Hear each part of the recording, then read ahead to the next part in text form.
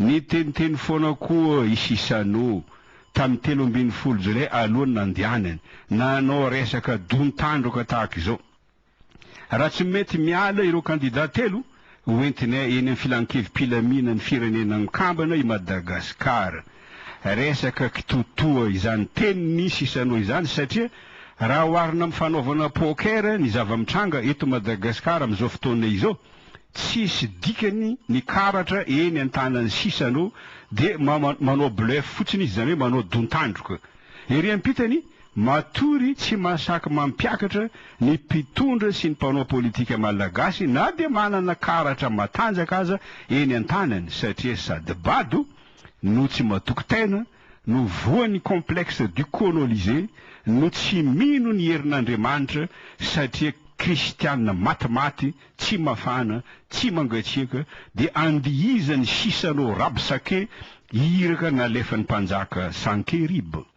Tsy biby fampitahorana tompoko no nananganana ny firenena mikambana sy ny filankevim-pilaminany, fa pikajy ny fandriam-pahalemana sy ny filaminana iraisam-pirenena, maintien de la paix et de la sécurité internationale.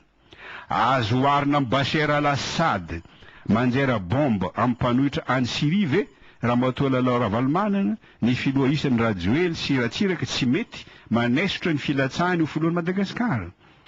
Azo oharina amin'ny jihadista nanafika any Mali avaratra ve izy telo mianaka? Azo oharina amin'ny mpioky Seleka nanongana ny Bozigze ve izy telo mianaka? Azo oharina amin'ireo mpioky ny M23 manao ady an-trano any amin'ny RDC ve izy telo mianaka sy ny sisa? Araka ny hevitry namany Ismaël, avelao entiny any amin'ny filankevim-pilamina ny firenena mikambana ny raharaha malagasy mba ho hitan'izao tontolo izao ny adalany. Tsy Frantsa irery no mpikambana ao, fa firenena 5 mpikambana maharitra manana zo tsy azo ivalozana: Chine, États-Unis, Russie, Frantsa, Royaume-Uni. 10 mpikambana tsy maharitra izay ireto avy izy ireo amin'ity taona 13 sy 20 ity: Argentine, Australie, Azerbaïdjan, Guatemala, Luxembourg, Maroc, Pakistan, République de Corée, Rwanda, Togo. Mitovy amin'ny fitsarana rehetra tompoko ny filankevim-pilamina ny firenena mikambana. Eloko efa nitranga no tsarainy, fa tsy eloko hahiahina hitranga. Ataon'ny olona fimoezana izay rehetra ampiditra any Madagasikara ao amin'ny filankevim-pilamina ny firenena mikambana izao, satria manafotsiny izy ireo fa isy korontana mety hitranga eto Madagasikara. Ary izao koa ny tsara ho fantatro ampiainy, tsy mamoaka fehin-kevitra, zany hoe résolution ny filankevim-pilamina ny firenena mikambana raha tsy mpikambana 5 amin'ireo 5 ireo fara-fahavitsiny no manaiky, ka tsy mampiasa ny zony tsy azo ivalozana ny iray amin'ireo mpikambana maharitra 5. Dia ho afabaraka ny Frantsay, satria asainy mandinika adinakola mitranga aty Madagasikara ny filankevim-pilamina ny firenena mikambana, zavatra tsy mahatandimin-doza any Seychelles, tsy mahatandimin-doza Comoro, na La Réunion, na i Maurice, na i Madagasikara koa aza. Izao zava-mitranga izao dia vokatry ny politika tsy manjary natao teto Madagasikara hatramin'izay. Tsy ny olona sahy, tsy ny olona mahay no raisina any amin'ireny sekoly mpanofana mpiasam-panjakana ambony ireny, fa olona bado sy kanosa, satria fotsiny avy ny mpitondra na manome vola be. Dia loza tompoko ny vokany ho an'ny Madagasikara eo amin'ny fifandraisana iraisam-pirenena. Ny olona tendrena hitantana ny masovoy malagasy any ivelany dia namany filoha manahirana azy dia alefany sesitany any ivelany.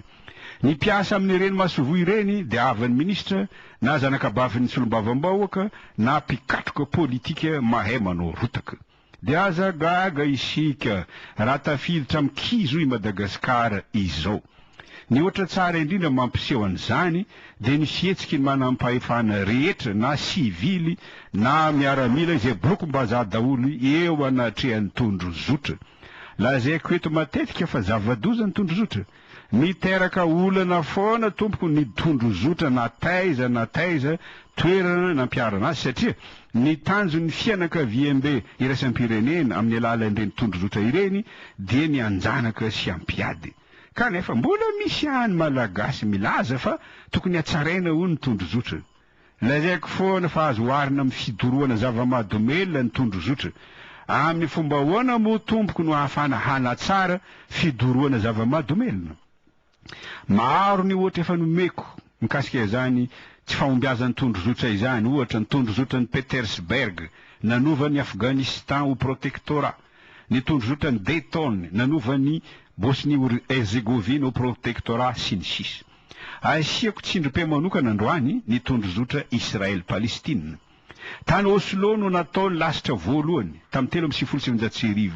ny tanjona tamin'izany dia anangana fanjakana palestiniana maleo tena nanaiky ny palestiniana tamin'izany dia nesorony teny ampelantanany olony mahery fietsika ny fitaovam-piadiana najanony ny fanapoahana bombe amin'ny Israely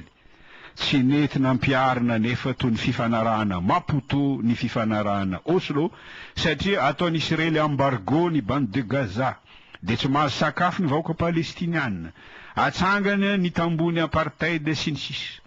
tamin'ny 2010 nilaza ny fianakaviam-be iraisam-pirenena fa i Mahmoud Abbas filoha palestiniana tony fietsika no tieny dia nifidy any Abbas tokoa ny vahoaka palestiniana tamin'izany 2010 izany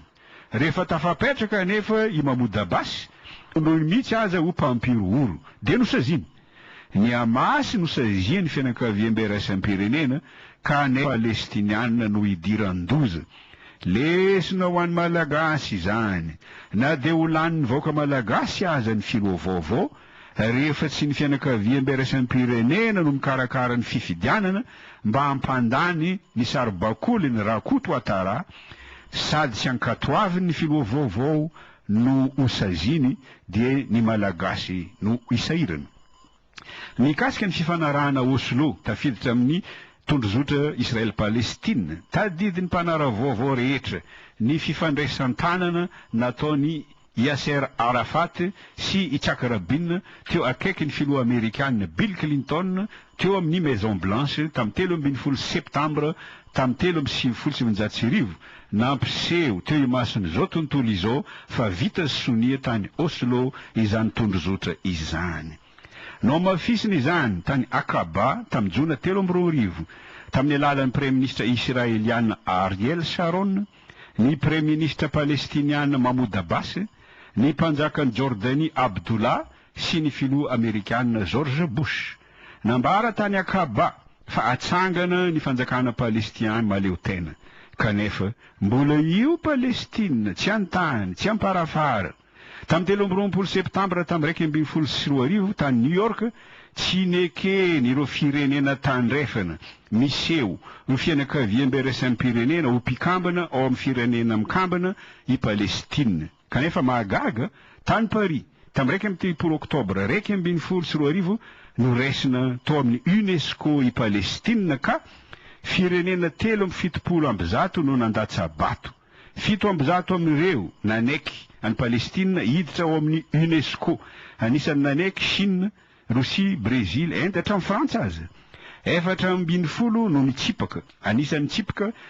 Israely États-Unis Allemagne Suède